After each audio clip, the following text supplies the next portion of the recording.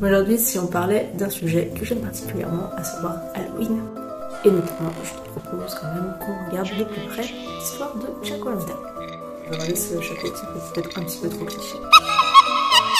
Contrairement à ce qu'on croit, Jack-o'-lantern ne vient pas du folklore païen celte, mais bien des chrétiens.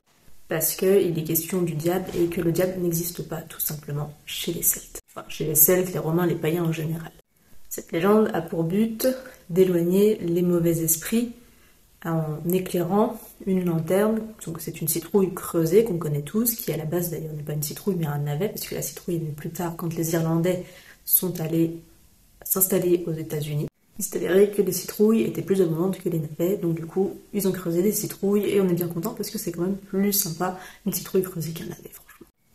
En tout cas, chez les traditions celtes, à Halloween, qui s'appelait Samhain, il n'était pas question d'éloigner particulièrement les mauvais esprits.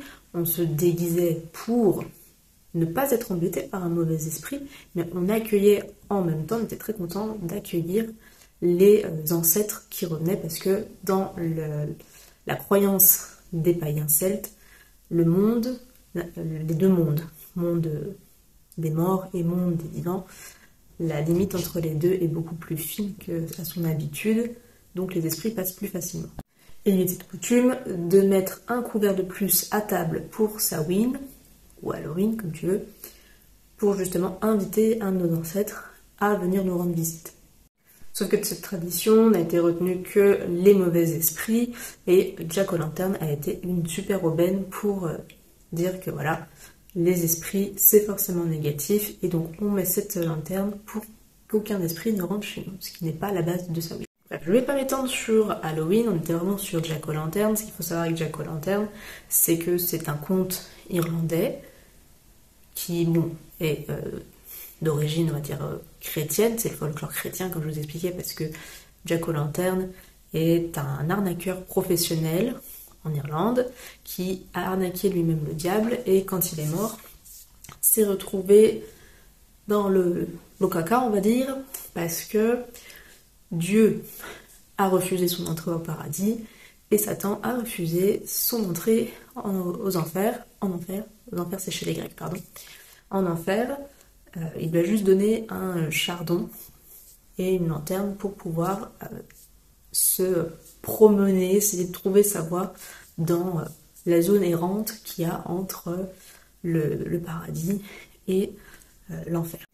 Voilà, bon, on est loin, encore une fois, des traditions païennes, mais c'est pas grave, parce que bon, moi j'aime beaucoup Jack-o'-lantern parce que la couleur orange est quand même très jolie et que le orange est associé à la saison de l'automne avec les feuilles qui tombent, et par conséquent à Halloween. Donc après ça c'est un sujet que moi je vais plus développer finalement dans le cercle des âmes sorcières, mais pas que Jack-o'-lantern. D'ailleurs c'est une toute petite partie de Jack-o'-lantern pour Halloween, parce que c'est pas du tout comme je vous l'ai expliqué païen. Je vais développer d'autres sujets pour expliquer ce sabbat-là dans le cercle des âmes sorcières, encore une fois, à savoir cet amincissement du voile entre les deux mondes, quels dieux païens sont représentés pour ce sabbat. Si tu ne sais pas ce que c'est qu'un sabbat, je t'invite à aller écouter ma vidéo sur les sabbats et celle que j'ai faite sur la roue de l'année, présentation du cercle des âmes sorcières. Enfin, j'essaierai de te mettre ça quelque part pour que tu trouves, mais sinon je te laisserai chercher sur ma chaîne. Et dans le cercle des âmes sorcières, je fais aussi le point, je mets un peu les pendules à l'heure autour de ce côté macabre d'Halloween, parce que oui, effectivement, la mort est présente pour ce sabbat, mais pas de manière aussi macabre et glauque que les Américains les ont vendus. Ce n'est pas ça, ce n'est pas de l'horreur. Halloween, c'est juste un profond respect vis-à-vis de la mort et une crainte aussi quand même, faut le dire. Voilà. C'est l'intégration que la mort fait partie de la vie et que le cycle continue.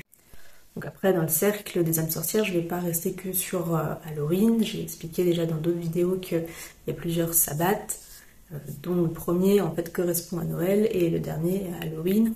Et je navigue entre tout ça pour justement expliquer toutes ces petites anecdotes liées aux traditions païennes, particulièrement celtes et romaines.